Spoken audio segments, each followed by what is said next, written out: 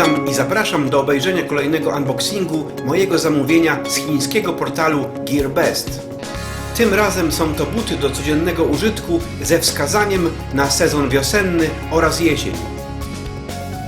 Na stronie firmy można obejrzeć kilka fotografii prezentujących owe buty oraz informacje dotyczące specyfikacji produktu.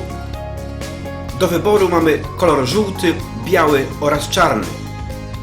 Najbardziej efektowna wydała mi się jednak wersja żółta.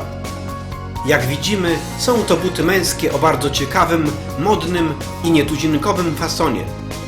Z pewnością spodobają się panom preferującym luźny styl sportowy. Myślę, że dobrze będą wyglądać także w kombinacji półeleganckiej na wyjście do restauracji czy teatru. Na pierwszy rzut oka buty sprawiają wrażenie estetycznie i solidnie wykonanych. Nie widać żadnych niedoróbek. Pozytywnym zaskoczeniem jest wyjątkowa lekkość butów. Zakładam, że będą idealne na długie noszenie, na przykład podczas wielu godzin w pracy, do długodystansowej jazdy samochodem, czy też na długie wędrówki. To chyba najlżejsze buty, jakie posiadam w mojej kolekcji.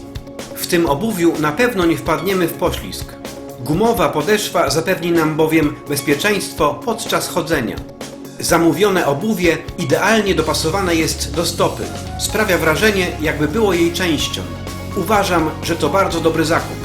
Warto było odczekać nieco więcej czasu, aż przesyłka dotrze do mnie z dalekich Chin. Serdecznie polecam.